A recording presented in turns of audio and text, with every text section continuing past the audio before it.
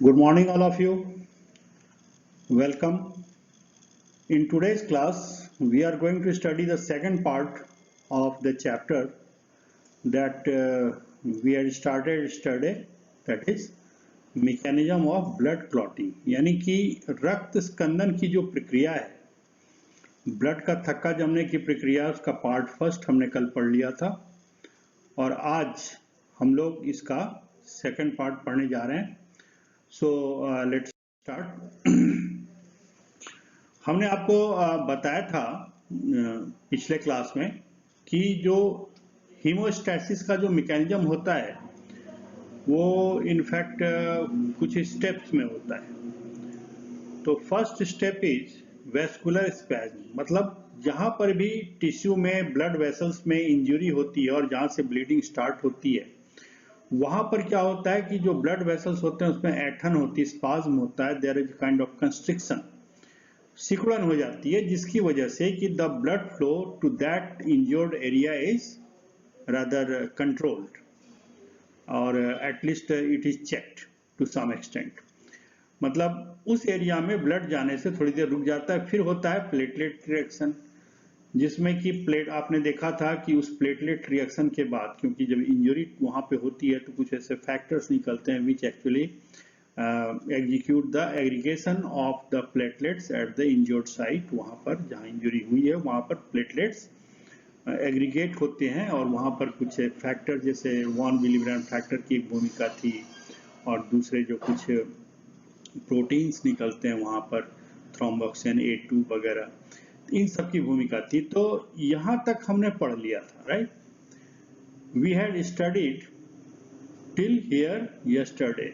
हमने कल यहां तक पढ़ लिया था and today we are going to study this, the process of blood coagulation. मतलब एक बार कहीं भी जब टिश्यू की इंजरी हुई और इंजरी होने के बाद वहां पर एक प्लेटलेट प्लग बन गया जिसने थोड़ी देर के लिए ही सही ब्लड के फ्लो को एकदम से थोड़ा कंप्लीट, वहां पर कोई एक पक्की दीवार जैसी तो नहीं बनाई लेकिन एक ढंग से ब्लड फ्लो को रोक दिया, जिसकी वजह से कि अब ये ब्लड कोagulation का प्रोसेस आसानी से हो सकेगा और फिर वहां पर रक्त का प्रवाह रुक जाएगा.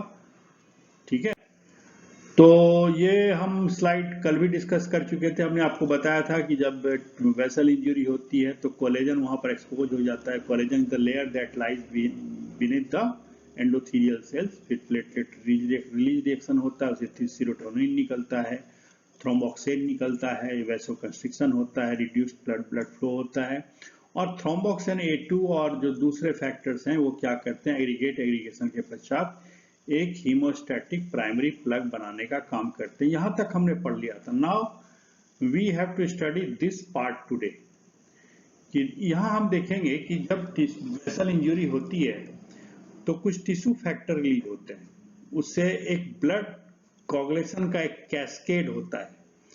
मतलब कैस्केड एक ऐसी चीज है जैसे कि मान लीजिए कि आपने बहुत सारे ईंटों को खड़ा कर दिया और एक ईंट गिरा दी, उसने दूसरे को गिराया, दूसरे ने तीसरे को गिराया, तीसरे ने चौथे को गिराया. जैसे मान लीजिए बहुत सारी साइकिलें खड़ी हैं एक जगह पे, आपने एक साइकिल को गिराया, उसे दूसरी गिरी, तीसरी गिरी, चौथी गिरी, मतलब ये इसको कहते हैं, ये कैस्केडिंग इफेक्ट कहते हैं. तो यही कैस्केडिंग इफेक्ट होगा और अल्टीमेटली क्या होगा कि उसमें प्रोथ्रोम्बिन से थ्रोम्बिन बन जाएगा. यहाँ पर प्लेटलेट से का जो फॉस्फोलिपिड है वो भी योगदान करता है, आप देख रहे हो. और भी हम देखेंगे करीब 13-14 फैक्टर वहां पे काम आते हैं. So the prothrombin, actually one thing is formed here is prothrombin activator. इसको प्रोथ्रोम्बिन का निर्माण हो गया जिसने फाइब्रिनोजन नाम के एक फाइब्रस प्रोटीन का पॉलीमराइजेशन करके, बहुलकीकरण करके फाइब्रिन बना दिया और वो फाइब्रिन का नेट जो होता है उसमें ये रक्त कोशिकाएं फंस जाती हैं और ब्लड फ्लो रुक जाता है. ठीक है, तो देखिए we are going to study the blood coagulation part of the clotting. तो clotting mechanism involve the cascade of reaction. मतलब एक रिएक्शन हुआ, उसने दूसरे रिएक्शन को एक्टिवेट किया, दूसरे ने तीसरे को किया. Cascade of reaction in which clotting factors are activated. Usually these clotting factors remain inactivated. ये अगर अवांछित रूप से, है ना, without any purpose, without any valid reason, अगर ये किसी वजह से एक्टिवेट हो जाएंगे तो बड़ी प्रॉब्लम हो जाएगी। और हमने आपको बताया था कि इससे जगह जगह ब्लड वेसल्स में थ्रोम्बस बन सकते हैं, एम्बोलिज्म हो सकता है, वाइटल ऑर्गन्स में ब्लड का सप्लाई बंद हो सकता है। अगर ब्लड वेसल्स में अनावश्यक रूप से क्लॉट बन जाए, थक्का जम जाए, तो क्या करेगा वो, खास तौर से जो पतले ब्लड वेसल्स हैं, कोरोनरी आर्टरी, वहां पर बड़ी प्रॉब्लम हो जाएगी। या फिर हमारे से फॉर एग्जांपल जो ब्लड हमारे लंग से हार्ट में जा रहा है, जो ब्लड वेसल्स हमारे लंग से हार्ट में जा रही है, अगर वहां पर मान लीजिए कोई ब्लॉकेज हो गया तो क्या होगा, उसको पल्मोनरी इम्बोलिज्म हो जाएगा। तो कहने का मतलब ये सारी चीजें बड़ी भारी मेडिकल इमरजेंसी का कारण हो सकती हैं। ज्यादातर जो प्लाज्मा प्रोटीन्स होते हैं which are involved in the process of blood clotting are synthesized by the liver. और विटामिन के एक विटामिन है जो फैक्टर 2, 7, 9 और 10 इसके सिंथेसिस में आवश्यक होती है। इसलिए विटामिन के का एक नॉर्मल ब्लड कोagulation के होते रहने के लिए फूड में लेना जरूरी है। और ये जो सारे के सारे, जैसे मैंने बताया कि all the clotting factors remain in the plasma but they are in inactive form, वो असक्रिय अवस्था में रहते हैं। और उसमें वो तब एक्ट करते हैं कि जब उस पर कोई प्रोटियोलाइटिक एंजाइम काम करता है। बेसिकली ज्यादातर जो ये ब्लड फैक्टर्स है ना, ये सारे के सारे एंजाइम ही हैं जो क्या करते हैं, इनएक्टिवेटेड एंजाइम को पर काम करते हैं। जैसे हमने देखा था क्या कहते हैं, जो डाइजेस्टिव सिस्टम पढ़ा था, तो क्या था, पेप्सिनोजन था जो पेप्सिन में कन्वर्ट हो गया और उसको कन्वर्ट किया हाइड्रोक्लोरिक एसिड में। तो हाइड्रोक्लोरिक एसिड ने बेसिकली वहां पर पेप्सिनोजन को एक्टिवेट करने में उसमें कोई अपघटन का काम किया। उसी प्रकार ट्रिप्सिनोजन से ट्रिप्सिन बनता है। ऐसे खूब सारे एंजाइम आपने देखे, तो कुछ उसी तरह की कहानियां होती है। और ये सारा का सारा जो एक्टिवेशन होता है उसमें कुछ एंजाइम की आवश्यकता पड़ती है। और एक एंजाइम जो है दूसरे फैक्टर को करता है, दूसरा एंजाइम तीसरे को एक्टिवेट करता है, तीसरा चौथे को एक्टिवेट करता है। इसी प्रकार का कैस्केडिंग इफेक्ट होता है। तो when activated they act as proteolytic enzyme which activates other inactive enzymes। एक एंजाइम पहले एक्टिव हुआ, उसने दूसरे इनएक्टिव एंजाइम को एक्टिव कर दिया, उसने जो दूसरे ने तीसरे इनएक्टिव एंजाइम को एक्टिव कर दिया। तो इस प्रकार की क्रिया होती है और इसमें कई स्टेप्स होते हैं। And this is very compulsory for the process of blood coagulation और प्लेटलेट फॉस्फोलिपिड। ये दोनों चीजें भी, इसकी भी आवश्यकता पड़ती है। The calcium and phospholipid of the platelets are also required.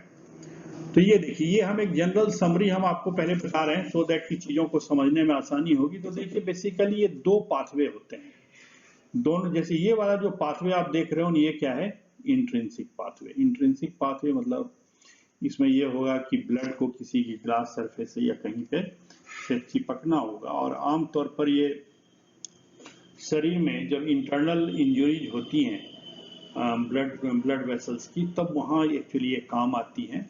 ये उन सरफेस का कांटेक्ट होना चाहिए पहले किसी ग्लास सरफेस या कुछ ऐसी चीज से, ठीक है।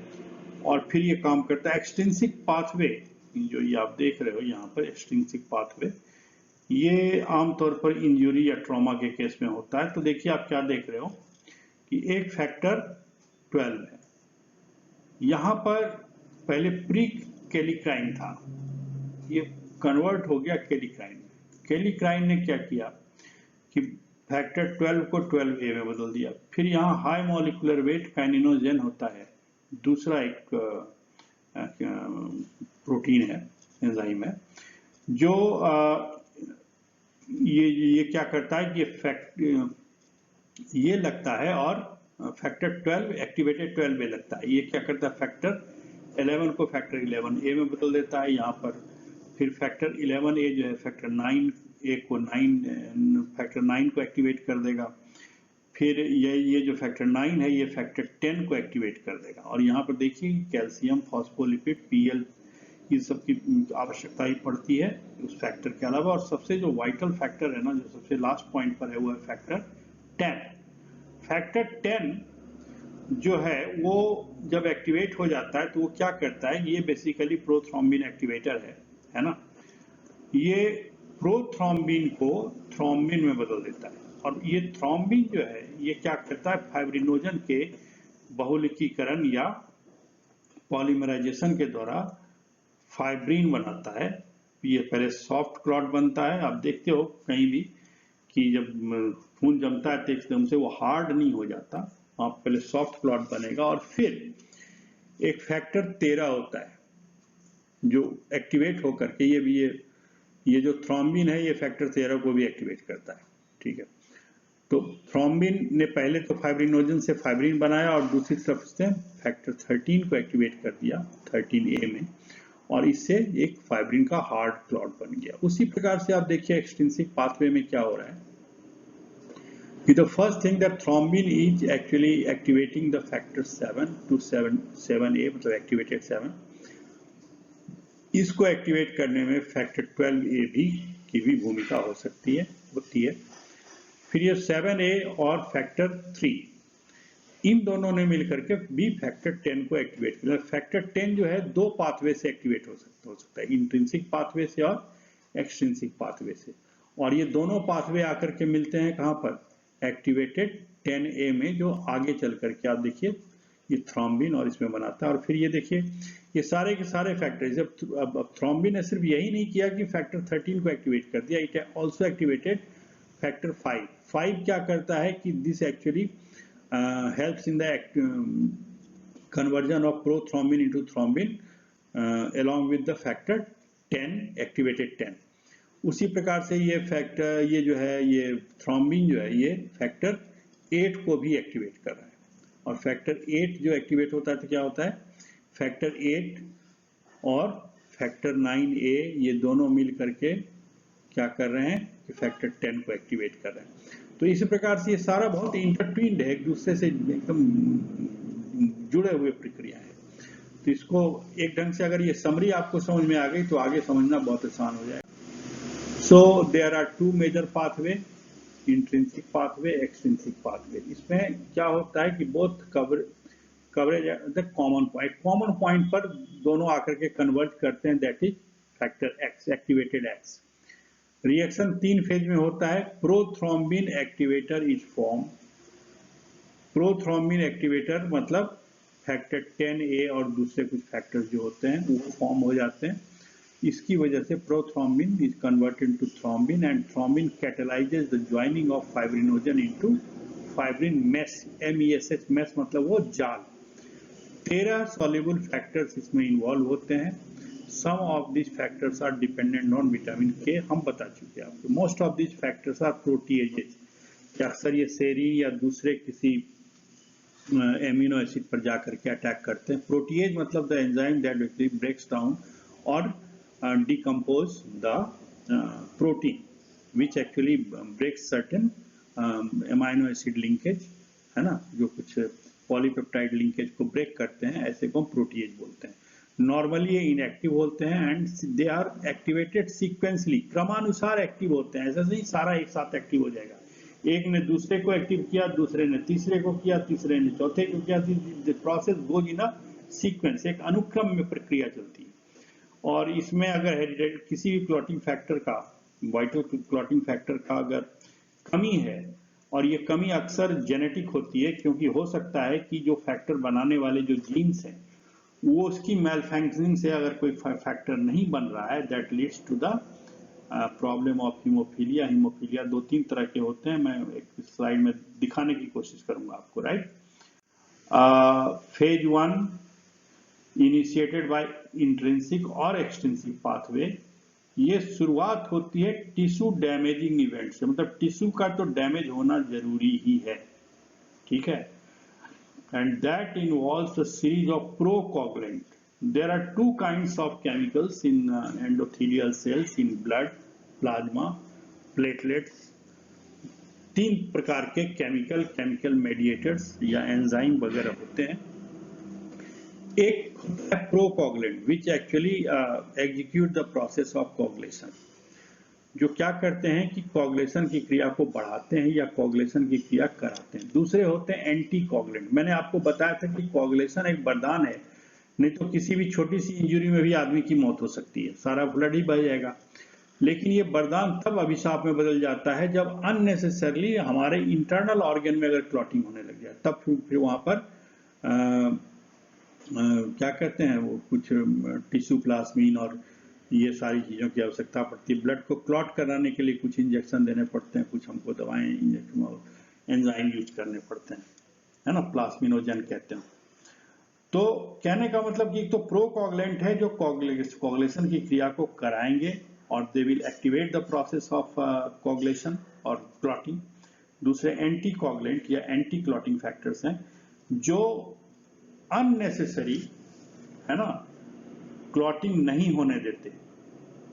ठीक है, that is also very important कि बिना मतलब के भी क्लॉटिंग नहीं हो। और हर पाथवे जो होता है ये कैस्केड करता है दैट टुवर्ड्स फैक्टर एक्स। तो activated factor X makes calcium,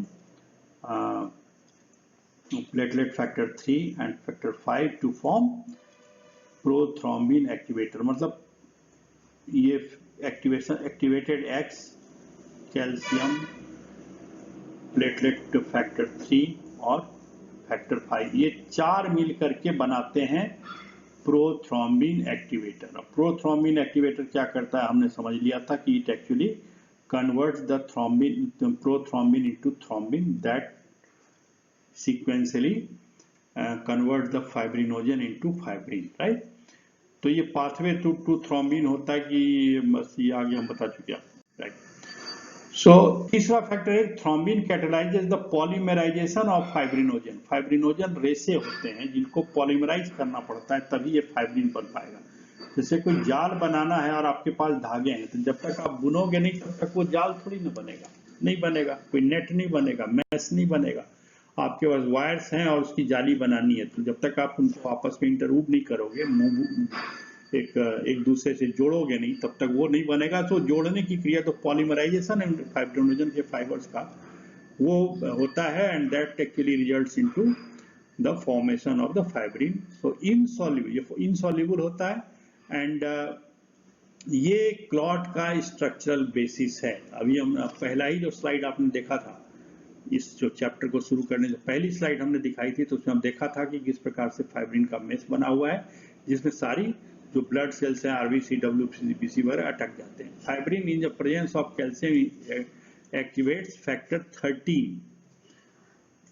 fibrin जो है वो कैल्शियम की उपस्थिति में फैक्टर 13 को एक्टिवेट करता है, जो क्या करता है कि उसको फाइब्रिन को और क्रॉस लिंक करता है, that actually strengthens and stabilises the clot. मतलब ये उस क्लॉट को मजबूत बना देता है, उसको स्थायित्व प्रदान करता है।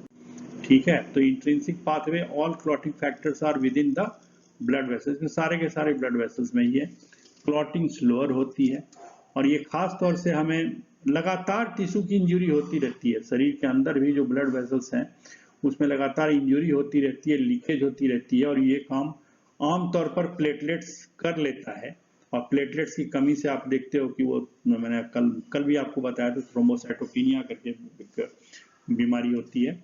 इसका जो टेस्ट है पैथोलॉजिकल टेस्ट के लिए हम क्या करते हैं, activated partial thromboplastin test, APTTT। उसी प्रकार से एक्सट्रिंसिक पाथवे है, ये जो इनिशिएटिंग फैक्टर है ये ब्लड वेसल्स के बाहर के होते हैं, मतलब टिश्यू फैक्टर्स में इन्वॉल्व होने जरूरी है। टिश्यू फैक्टर नहीं होगा तो ये जो पाथवे एक्टिवेट नहीं होगा। इसके सारे फैक्टर्स ब्लड वेसल्स के अंदर है। Clotting is faster in a second and इसके लिए क्या करते हैं कि प्रोथ्रोम्बिन टेस्ट होता है। मतलब उसमें ये देखते हैं कितने सेकंड में क्लॉटिंग हो गई, और ये बड़ी आसान सी क्रिया है। ये आप घर में जांच कर सकते हो। आप एक आपके केमिस्ट्री लैब में भी मिलेगी कि एक ग्लास का एक कैपिलरी ट्यूब होता है। कैपिलरी ट्यूब मतलब वो उसकी जो अंदर का जो ट्यूब का जो डायमीटर होता है वो हमारे हेयर के बराबर होता है। आप क्या करो कि कहीं भी थोड़ा सा प्रिक कर लो उंगली को और उसमें उस ट्यूब को लगा दोगे तो कैपिलरी एक्शन से क्या होगा, सारा ब्लड उस कैपिलरी ट्यूब में आ जाएगा। फिर उस कैपिलरी को हर 5 सेकंड के बाद तोड़ो किनारे से थोड़ा थोड़ा, और तोड़ने के बाद देखो कि अगर जो टूटा हुआ पार्ट है वो लटक गया, मतलब जो क्लॉट की वजह से लटक गया तो क्लॉटिंग हो गई, अगर लटक नहीं रहा है वो टूट के नीचे गिर जा रहा है तो इसका मतलब क्लॉटिंग नहीं हो रही। तो देखेंगे कि 5 सेकंड, 10 सेकंड, 15 सेकंड, कितने सेकंड में क्लॉटिंग होती है। This is called as prothrombin test या क्लॉटिंग टेस्ट। ये बड़ा आसान है करना। अब ये देखिए सारे क्लॉटिंग फैक्टर्स को इस टेबल में एक साथ लिख दिया गया है ताकि आपको समझने में आसानी हो। तो पहला फैक्टर तो फाइब्रिनोजन ही है, which has to get converted into the fibrin in order to form the clot। तो ये फाइब्रिन का सब यूनिट है, राइट। दूसरा है प्रोथ्रोम्बिन, ये भी हमने देखा प्रोथ्रोम्बिन थ्रोम्बिन में कन्वर्ट करता है तभी फाइब्रिन बनता है। ये सेरीन प्रोटीएज एंजाइम, ये सेरीन जो एमिनो एसिड है उस पर अटैक करके वहां के पॉलीपेप्टाइड चेन को तोड़ता है। दूसरा tissue factor, actually it always comes out when there is some kind of injury. और जैसा कि आपने देखा था कि रिसेप्टर या को फैक्टर जैसे कि वो था एक वॉन विलब्रांड फैक्टर, तो एग्जैक्टली वो फैक्टर यहाँ पे नहीं होता, बट दीज काइंड्स ऑफ को फैक्टर्स आर रिक्वायर्ड, ठीक है। उसके बाद लेवाइल फैक्टर्स होता है जो फैक्टर 5 है, फिर इसको प्रो कन्वर्टीन है जो सीरीन प्रोटीएज है अगेन, ठीक है। उसके बाद ये 8वां वाला एंटी हीमोफिलिक फैक्टर, ये नॉर्मली हीमोफीलिया का कारण ये होता है, ये भी प्रो फैक्टर है। फिर 9 है Christmas factor, that is again serine protease. ये group of serine protease enzymes के हैं सारे के सारे। और ये हम देखेंगे स्टुअर्ट प्रॉट फैक्टर, ये भी सीरीन प्रोटीएज है। प्लाज्मा थ्रोम्बोप्लास्टिन एंटीसीडेंट, ये भी सीरीन प्रोटीएज है, ये फैक्टर 11 है। फिर हैगमैन फैक्टर है, ये कॉन्टैक्ट फैक्टर है। ये कॉन्टैक्ट फैक्टर तभी होता है जब ग्लास से ब्लड का कॉन्टैक्ट होता है या ब्लड कैपिलरीज का ग्लास से कांटेक्ट होता है। तो ये एक्चुअली ये जो इंटरनल जो पाथवे, इंट्रिंसिक पाथवे है, उसकी शुरुआत यहीं से होती है। फिर 12 हो गया। फिर 13 कौन सा है? Fibrin stabilising factor. मैंने कहा था कि एक फैक्टर जो होते हैं थ्रोम्बिन, फैक्टर 5 वगैरह, ये क्या करते हैं? थ्रोम्बिन को स्टेबलाइज करते हैं जिससे कि सॉफ्ट क्लॉट जो है वो हार्ड क्लॉट में बदल जाता है। फिर प्री कैलिक्राइन ये फ्लेचर फैक्टर है। उसी प्रकार से हाई मॉलिक्यूलर वेट काइनेनोजन एक फिट्जराल्ड फैक्टर है। तो ये तीनों के नाम से ही जाने जाते हैं। सारे के सारे को फैक्टर, मतलब ये 13वें के अलावा ये दोनों भी फैक्टर अलग अलग हैं। तो कुल मिला के 13 2 15 हो गया ना, कुल मिला के सारे फैक्टर्स। उसके बाद आप देखिए कि हर फैक्टर क्या का जो है प्लाज्मा हाफ लाइफ दिया हुआ है, मतलब प्लाज्मा में कितने दिन की इनकी जिंदगी होती है करीब, और प्लाज्मा कंसंट्रेशन भी इसका दिया हुआ है कि 1 लीटर में कितने मिलीग्राम होते हैं। तो फैक्टर सेकंड कितना होता है, सेकंड कितना होता है, 7 कितना होता है, 9 10 सबका दिया हुआ है, ठीक है। ये क्या लिखा हुआ है कि विटामिन के is needed for the synthesis, मतलब इन सारे के सिंथेसिस के लिए विटामिन के इज रिक्वायर्ड। और ये कैल्शियम भी आवश्यक होता है। इन सारे फैक्टर्स के एक्टिवेशन के लिए calcium is also necessary. Calcium her step पे रिक्वायर्ड होता है। फिर इसमें थ्रोम्बिन इंटरेक्ट्स विथ थ्रोम्बिन जो होता है, ये फैक्टर पहला आपने देखा फाइब्रिनोजन से करेगा, ठीक है। उसी प्रकार फैक्टर 5 से करेगा, लेवाइल फैक्टर से करेगा। मतलब थ्रोम्बिन जो है ये तीनों फैक्टर के साथ 1 5 एंड 8 इसके साथ इंटरेक्ट करता है। और ये खास तौर से जब इन्फ्लेमेशन होता है, मतलब टिश्यू कहीं भी जब इंजरी होती है तो इन्फ्लेमेशन या शोथ आप देखते हो कि कहीं पे सूजन आ जाती है, कहीं इंजरी के बाद वहां पर सूजन आ गई, दर्द हो रहा है, लाल जैसा हो गया, ये इन्फ्लेमेशन है। प्रेगनेंसी के टाइम में ये बढ़ जाता है। उसी प्रकार से 9 और 12 है, इसका भी दिया हुआ है। तो अब आगे चलें तो इंट्रिंसिक पाथवे को देखते हैं। Initial reaction is the conversion of inactive factor 12 to active factor 12A लिखा हुआ है।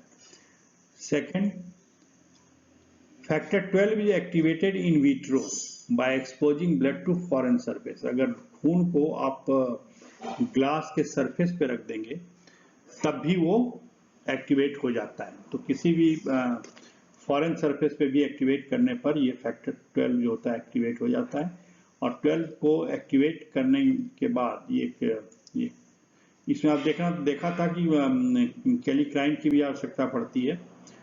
तो ये 12 से 12 एक्टिवेट हो गया। Then activation in vivo, vivo मतलब विट्रो तो तब हुआ जब शरीर के बाहर हो रहा है, टेस्ट ट्यूब में हो रहा है, किसी कांच के बर्तन में हो रहा है, राइट। इन वीवो वो क्रिया होती है जो हमारे शरीर के अंदर होती है, या प्लांट के शरीर में अंदर किसी जीव के जो नेचुरल लिविंग कंडीशन है उस कंडीशन में अगर उसकी बॉडी में हो रहा है तब ये क्रिया इन वीवो कहलाती है। when the blood is exposed to collagen fiber underlying the endothelium of the blood vessel, मतलब जिस टिश्यू इंजरी की वजह से प्लेटलेट प्लग बना था तो वहां पर आपने देखा था कि जो कोलेजन एक्सपोज हुआ था, एंडोथेलियल के जस्ट नीचे जो कोलेजन फाइबर्स का जो एक लेयर है वो एक्सपोज हुआ था। तो कोलेजन फाइबर का एक्सपोजर जैसे ही होता है तैसे ही ये एक्सपोज हो जाते हैं। मतलब मान लीजिए कि अंदर हमारे शरीर के अंदर कोई पतला एक वेसल है और वो किसी वजह से इंजर्ड हो गया, है ना। ये इंजरी होती रहती है, काफी तरह के ब्लड निकल रहे हैं, सब निकल रहे हैं। तो ये आप देखते हो कि होता क्या है कि किसी पत्थर को भी बार बार आप घिसो ना तो वो भी घिस करके, है ना, जो शिवलिंग है उसको भी अगर ज्यादा लोग छू रहे हैं, लाखों की संख्या में भक्त आ रहे हैं तो शिवलिंग भी घिस जाता है, कोई पत्थर घिस जाता है। तो जहां से ब्लड लगातार फ्लो हो रहा है हमारे पहले सांस से आखिरी सांस तक, तो ऑब्वियस सी बात है कि जब वहां कोई फ्लूइड लगातार बह रहा है तो इंजरी होना स्वाभाविक है। वो इंजरी होने के बाद क्या होता है कि एंडोथेलियल सेल्स क्रैक कर जाते हैं, उसके नीचे का जो कोलेजन है वो एक्सपोज हो जाता है और ये क्रिया होती रहती है। और यही क्रिया है कि अगर यहाँ पर प्लेटलेट्स नहीं होगा तो थ्रोम्बोसाइटोपिनिया वगैरह दिखाई पड़ेगा। वो थ्रोम्बोसाइटोपिनिया आप एक बार गूगल पे सर्च करके इसका इमेज जरूर देखना, right. So this factor 11 is converted into 11A और फिर 11 जो है ये 9 जो है 9A में कन्वर्ट हो जाएगा। यहाँ पर आप देखिए फॉस्फोलिपिड है, फैक्टर 8 एक्टिवेटेड और कैल्शियम, ये तीनों मिलकर के फैक्टर 10 को एक्टिवेटेड 10 में बदल देते हैं। इसे part of prothrombin activator intrinsic system. ये फिर से ये रिपीट हो गया।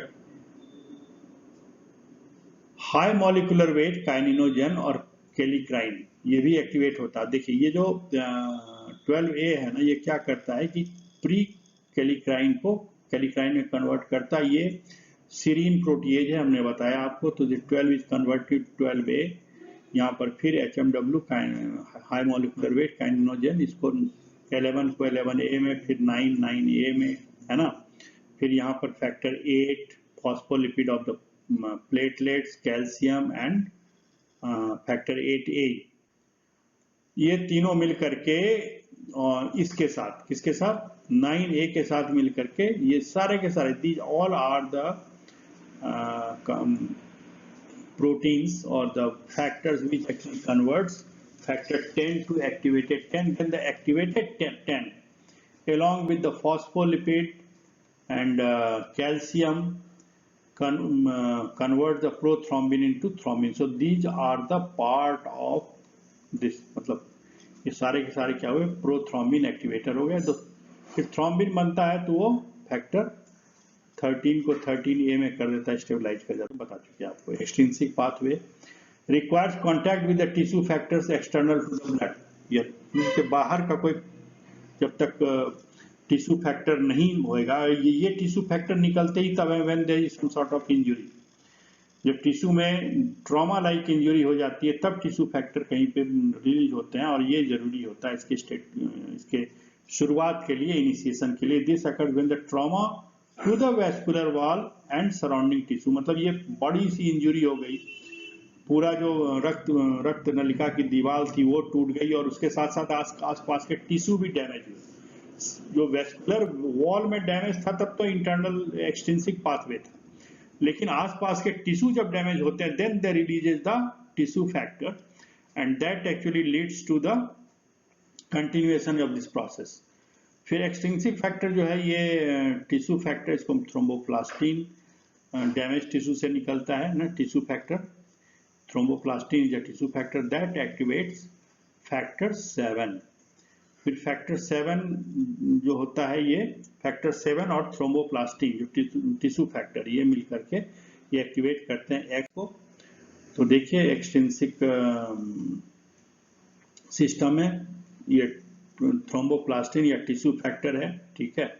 इसने फैक्टर 7 को एक्टिवेट किया, यहाँ पर कैल्शियम, फॉस्फोलिपिड और थ्रोम्बोप्लास्टिन, और ये 7A calcium, phospholipid of the macrophage और thromboplastin the tissue factor, the platelet factor, platelet phospholipid, ये यहाँ पर प्रोथ्रोम्बिन एक्टिवेटर हो गए, है ना। मतलब एक पाथवे तो वो था जिसने कि क्या किया था, सॉरी प्रोथ्रोम्बिन एक्टिवेटर नहीं हुए, basically they are the activator of the factor 10। Prothrombin activator तो इसके बाद आएगा, राइट।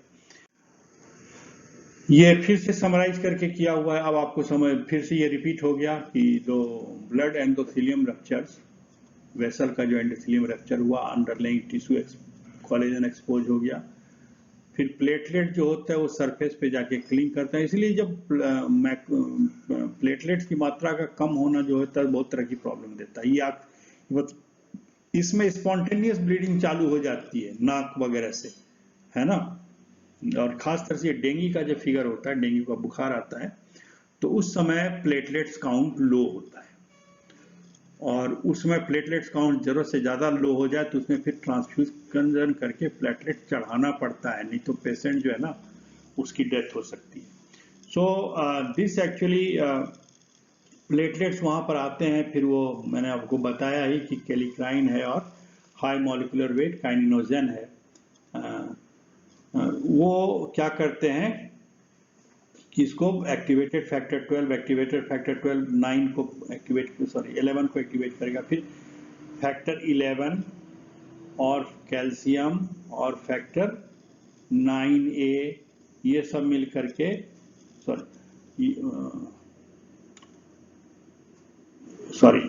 ये कैल्शियम और फैक्टर 11A ये मिलकर के 9 को एक्टिवेट करेंगे। 9A और फैक्टर 8 एक्टिवेटेड 8 मतलब, और 9A 8A कॉम्प्लेक्स बनाएंगे, और ये कॉम्प्लेक्स जो बनता है इसके साथ कैल्शियम के साथ 9 8A कैल्शियम और फॉस्फोलिपिड, ये सारे के सारे मिल करके ये क्या करेंगे, फैक्टर X को, या फैक्टर X नहीं, फैक्टर 10 को फैक्टर 10A मतलब एक्टिवेटेड फैक्टर 10 में बदलेंगे, और फिर ये सारी चीजें मिल करके ये प्रोथ्रोम्बिन एक्टिवेटर बनती है, जो प्रोथ्रोम्बिन को थ्रोम्बिन में बदलती है, फिर इससे फाइब्रिनोजन फाइब्रिन बदलता है, और ये फैक्टर 30। तो मेरे ख्याल से अब आपको सारी चीजें समझ में आ गई होंगी।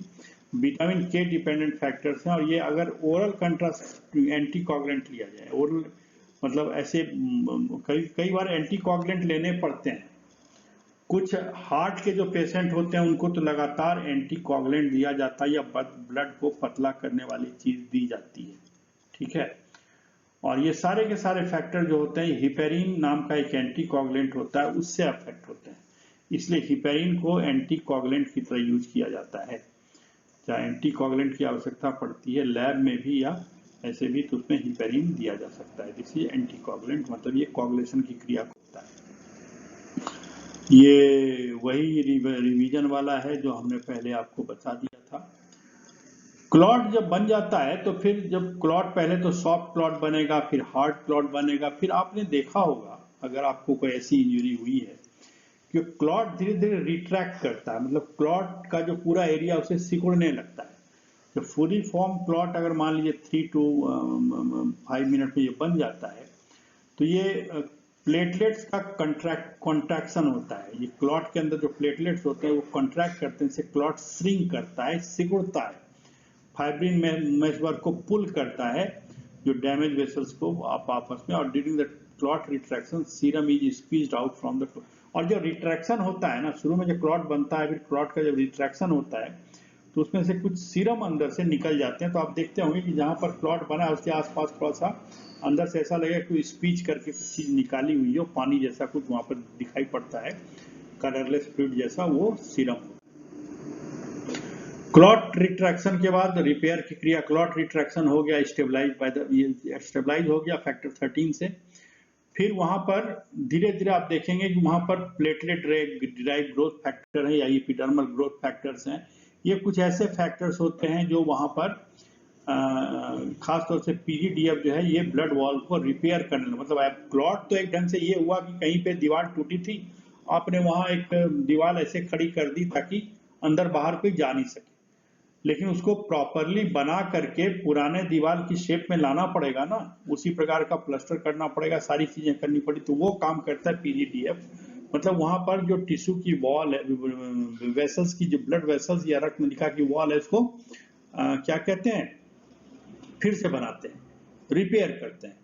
और फाइब्रोब्लास्ट जो होते हैं ये कनेक्टिव टिश्यू के पैच में होते हैं। ये दूसरा फैक्टर होता है पीजीडीएफ के अलावा, उसको हम कहते हैं वेस्कुलर एंडोथेलियल ग्रोथ फैक्टर। मतलब वहां पर एंडोथेलियम के सेल्स को मल्टीप्लाई करने के लिए, एंडोथेलियम की जो लाइनिंग बनाने के लिए ये फैक्टर जरूरी होता है। तो दिस पीजीडीएफ और VEGF, vascular endothelial growth factors वहां पर रिपेयर का काम करते हैं।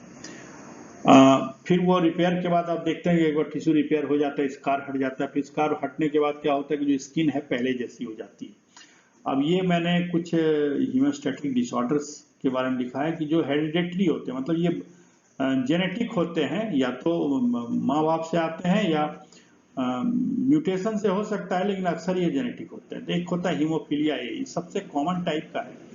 83% of the haemophilia is of haemophilia A type, जो फैक्टर 8 की डिफिशियंसी से होता है। फैक्टर 8 आपने देखा था कि फैक्टर 9 को एक्टिवेट कर रहा था, और वो फैक्टर 9 फैक्टर 10 को एक्टिवेट करता। दूसरा हीमोफीलिया बी, जो फैक्टर 9 की डेफिशिएंसी से होता है। फैक्टर 9 और 10 दोनों इक्वली करीब करीब एक ही जगह पर काम करता है। और हीमोफीलिया सी, ये माइल्ड टाइप होता है, ये फैक्टर 11 की डेफिशिएंसी से होता है।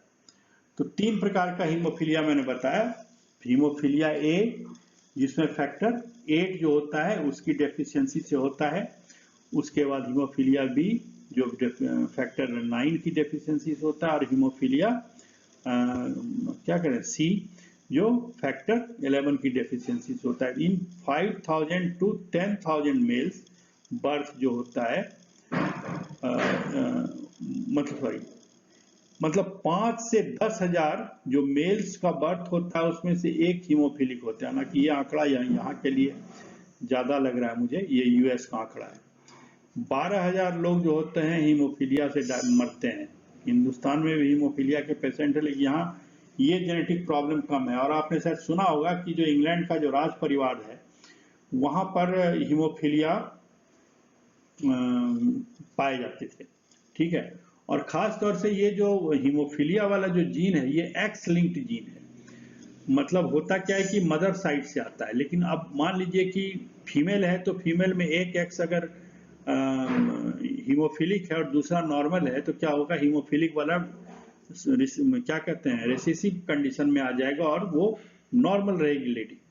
लेकिन अगर एक्स, हीमोफिलिक एक्स मदर से आ गया, मदर से डॉटर में आया, तो उस कंडीशन में फादर से एक नॉर्मल एक्स आ जाएगा, तो वो डॉटर जो है कैरी नहीं करेगी। लेकिन अगर मदर से बेटे में आ गया वो वाला एक्स, मतलब हीमोफिलिक एक्स, तो फिर दूसरा जो मेल्स में होता है, दूसरा जो सेक्स क्रोमोसोम होता है वो वाई होता है। मतलब एक्स, हीमोफिलिक एक्स ही उसके पास है, तो वो हीमोफिलिक होगा। इसलिए अगर कोई लेडी हीमोफीलिया का जीन कैरी कर रही है तो उसके 50% जो मेल ऑफ स्प्रिंग्स होंगे, जो उसके नर शिशु होंगे, उसमें से 50% को हीमोफीलिया होने के चांस होते हैं। तो 50% of male female of spring from, यही लिखा हुआ है। देखिए, ये हमने आपको सेकेंड ईयर में पढ़ाया है, जब हमने एक्स लिंक्ड इनहेरिटेंस बता रहे थे।